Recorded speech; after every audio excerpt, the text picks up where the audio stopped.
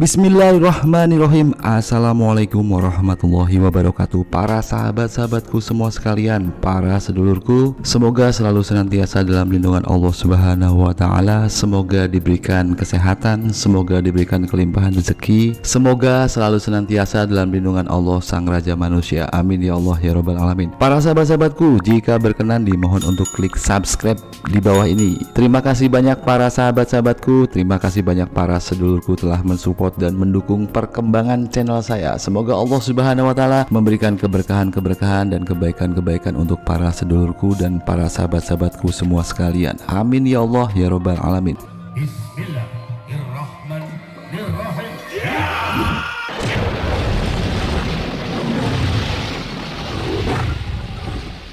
Para sahabat-sahabatku, pada video kali ini adalah melanjutkan ulasan video sebelumnya, yaitu tentang kisah ajaib dan karomah dari Kiai Haji Zain Abdus Somad atau dikenal dengan sebutan Aang Gelar atau Mamak Gelar. Karomah yang pertama, dites ilmu kesaktian oleh Jawara Banten.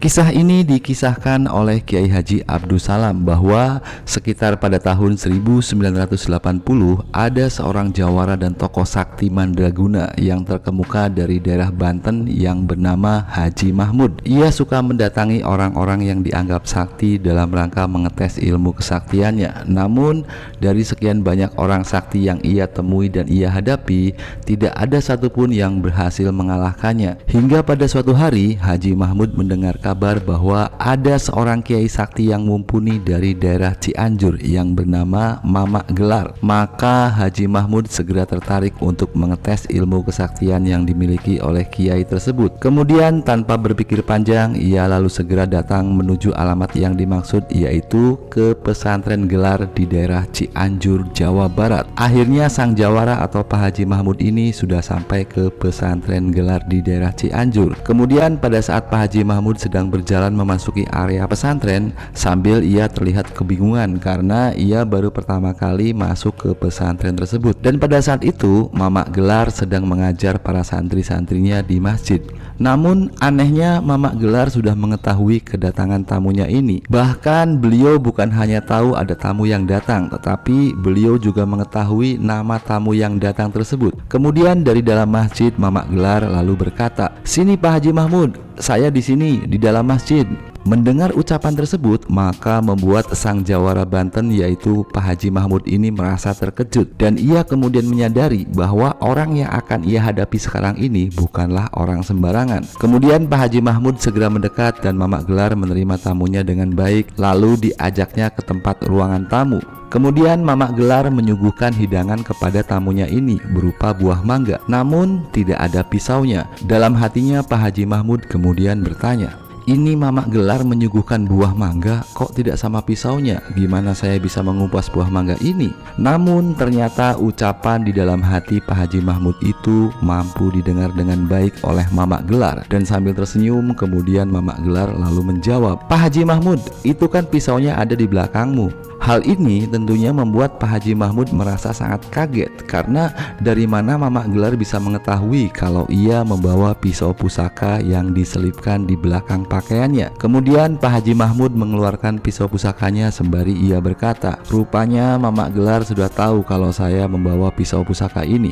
Baiklah Mamak Gelar, bagaimana kalau kita main umpet-umpetan saja? Sekarang coba Mamak Gelar merem, pejamkan matamu." Lalu Mamak Gelar segera memejamkan matanya. Di saat Mamak Gelar memejamkan matanya, lalu Pak Haji Mahmud segera mengeluarkan ilmu kesaktiannya berupa ilmu halimunan. Dan secara ajaib ia kemudian bisa mengecil dan bersembunyi di dalam sebuah kendi. Kemudian saat Mamak Gelar membuka matanya, maka Pak Haji Mahmud sang jawara ini sudah tidak ada di depan pandangan matanya karena sedang bersembunyi di dalam kendi. Lalu Mamak Gelar tersenyum dan segera menutup kendi tersebut. Tiba-tiba saja ilmu yang dimiliki oleh sang jawara Banten ini seolah-olah tidak berfungsi. Ia tidak bisa keluar dari dalam kendi tersebut. Kendati Pak Haji Mahmud sudah mengerahkan segenap ilmu kesaktiannya untuk keluar dari dalam kendi tersebut, namun usahanya ternyata sia-sia. Ia tetap terjebak di dalam kendi tersebut dan tidak bisa keluar. Maka Pak Haji Mahmud kemudian berteriak, "Ampun, ampun Mama Gelar, saya tidak bisa keluar dari kendi ini." Kemudian dibukalah kendi tersebut oleh Mama Gelar, dan secara ajaib Haji Mahmud kemudian bisa keluar dari kendi tersebut. Kemudian sekarang tinggal giliran Mama Gelar yang akan bersembunyi. Lalu Mama Gelar menyuruh Pak Haji Mahmud untuk memejamkan matanya. Kemudian pada saat Pak Haji Mahmud memejamkan matanya, tiba-tiba keajaiban pun terjadi. Mama Gelar menjadi mengecil dan kemudian bersembunyi di bawah tikar. Lalu saat membuka matanya, Pak Haji Mahmud tidak menemukan Mama Gelar ada di depannya. Ia kemudian mencoba menggunakan ilmu kesaktiannya untuk mendeteksi di mana keberadaan aura Mama Gelar. Namun ternyata ia tidak bisa menemukannya. Akhirnya Pak Haji Mahmud kemudian berkata, "Taluk, taluk Mama Gelar, saya mengakui kalah." Kemudian Mama Gelar keluar dari persembunyiannya di bawah tikar tersebut dan kembali membesar. Pak Haji Mahmud menyadari ketinggian ilmu yang dimiliki oleh Mama Gelar, dan ia akhirnya ingin berguru kepada Mama Gelar dan ingin menjadi santrinya. Dari situlah akhirnya Mama Gelar memberikan banyak wejangan kepada Pak Haji Mahmud bahwa ilmu tertinggi itu hakikatnya milik Allah Subhanahu wa Ta'ala. La haula wala quwata illa billahil aliyil azim. Tidak ada daya dan upaya melainkan atas kehendak Allah Subhanahu wa Ta'ala, dan tidak ada kekuatan yang bisa melebihi kekuatan dari Allah Subhanahu wa Ta'ala. Dan yang namanya ilmu itu tidak akan ada manfaatnya jika hanya untuk dipamerkan kepada orang lain, tetapi ilmu itu akan bermanfaat jika digunakan untuk membantu orang lain dan juga jika digunakan untuk melindungi mereka yang lemah. Akhirnya pada saat itu Pak Haji Mahmud kemudian bertobat dan tidak lagi suka memamerkan ilmunya dan tidak lagi suka menantang orang lain untuk beradu ilmu kesaktian. Karomah yang kedua, terbang ke Gunung Kawi. Kisah ini diceritakan oleh Uwak Haji Junaidi yang merupakan salah satu murid dari Mama Gelar dari daerah Cianjur Selatan. Kejadian aneh ini berkisar pada tahun 1973. Pada suatu hari Uwak Haji Junaidi diajak oleh Mama Gelar ke suatu tempat. Mama Gelar kemudian berkata, "Uwak Junaidi, saya ingin mengajakmu ke suatu tempat.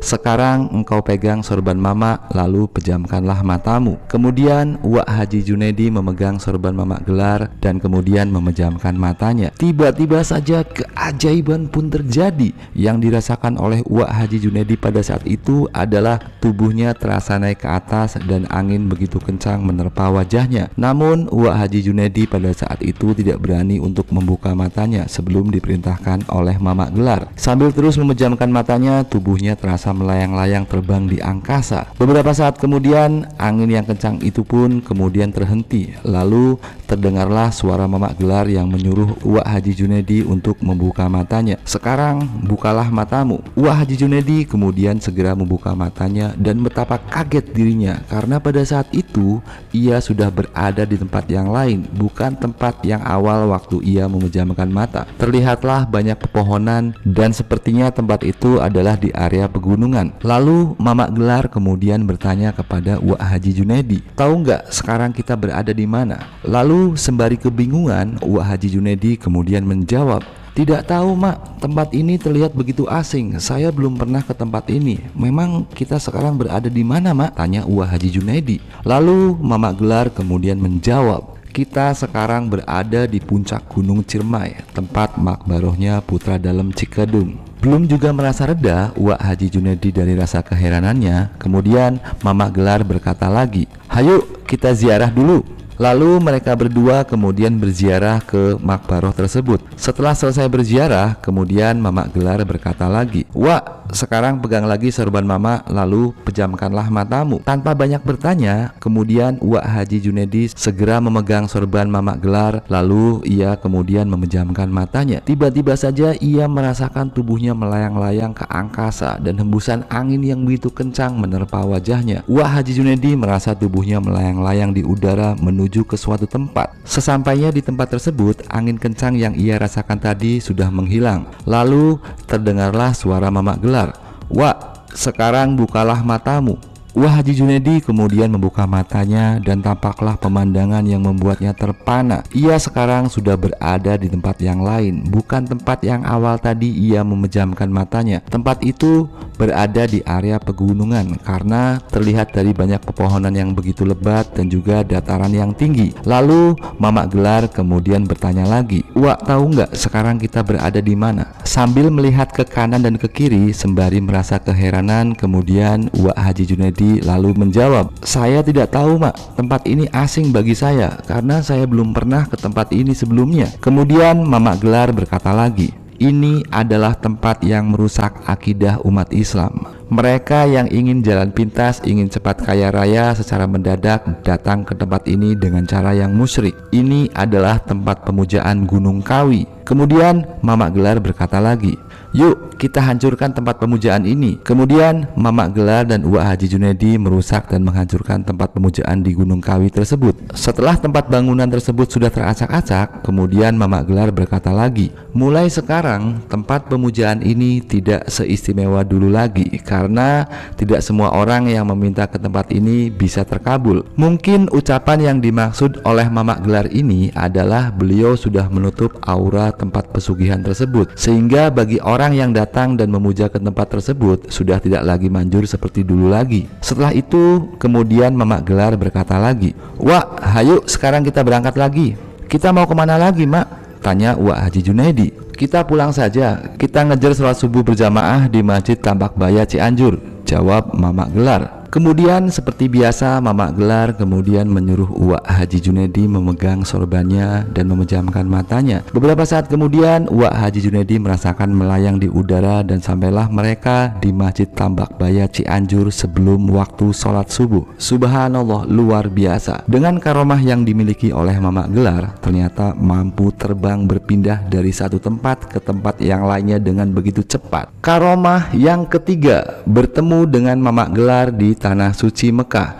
Dikisahkan dari beberapa sumber yang terpercaya, yaitu sekitar tahun 1970 ada dua orang kiai yang pergi berhaji ke Tanah Suci Mekah. Pada saat itu mereka pergi berhaji dengan waktu yang berbeda, dan ketika mereka sedang menjalankan ibadah tawaf, maka mereka bertemu dengan Mamak Gelar yang juga sedang menjalankan ibadah tawaf di Tanah Suci Mekah. Mereka kemudian sempat berbincang-bincang dengan Mamak Gelar dan memastikan bahwa itu adalah Mamak Gelar yang mereka kenal. Padahal pada saat itu Mamak Gelar tidak berangkat berhaji ke Tanah Suci Mekah. Sepulangnya menunaikan ibadah haji, kedua kiai tersebut kemudian pulang kembali ke tanah air. Lalu mereka berkunjung ke rumah Mamak Gelar di Cianjur sembari menceritakan pengalamannya bertemu dengan Mamak Gelar di Tanah Suci Mekah. Hal ini mungkin masih menjadi sebuah misteri atau tanda tanya besar, namun benar-benar nyata karena sesuatu yang tidak mungkin bagi akal sehat manusia namun menjadi mungkin bagi kehendak Tuhan yang maha berkuasa. Jika Gusti Allah Subhanahu wa Ta'ala sudah berkehendak kun fayakun, maka niscaya pasti akan terjadi,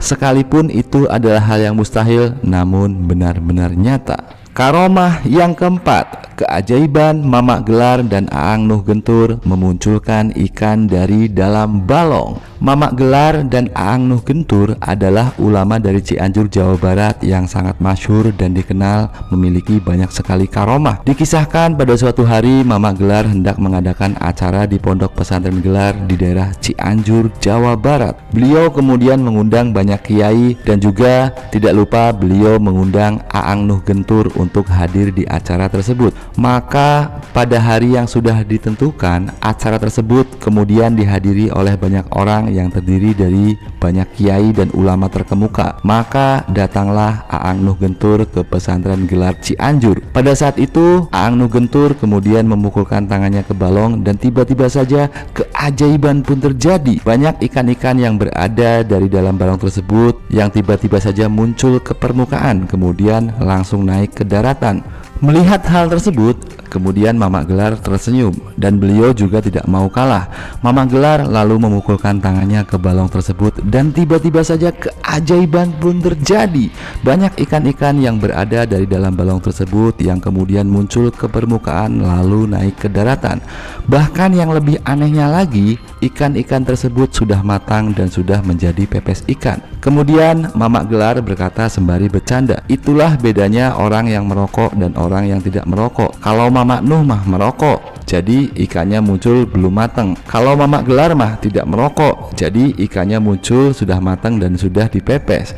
Wallahu alam bisawab, hanya Allah yang maha tahu. Para sahabat-sahabatku, banyak hal-hal yang aneh dan ajaib yang merupakan tanda-tanda kekuasaan Allah Subhanahu wa taala yang diberikan kepada orang-orang yang dikehendaki, yaitu orang-orang yang soleh dan orang-orang yang senantiasa mendekatkan dirinya kepada Allah Subhanahu wa taala. Maka Allah Subhanahu wa taala memberikan karomah kepada para waliullah, dan Allah Subhanahu wa taala juga akan memberikan maunah kepada orang-orang yang soleh. Kesemuanya itu adalah hal-hal yang ajaib yang mungkin di luar akal sehat dan akal logika kita, namun benar-benar nyata. Karena sesungguhnya para sahabatku, tidak ada hal yang mustahil. Jika Allah Subhanahu wa taala sudah berkehendak kun fayakun, maka niscaya hal tersulit di muka bumi ini pun pasti akan terjadi. Mungkin demikian saja ulasan yang bisa saya sampaikan pada kesempatan kali ini.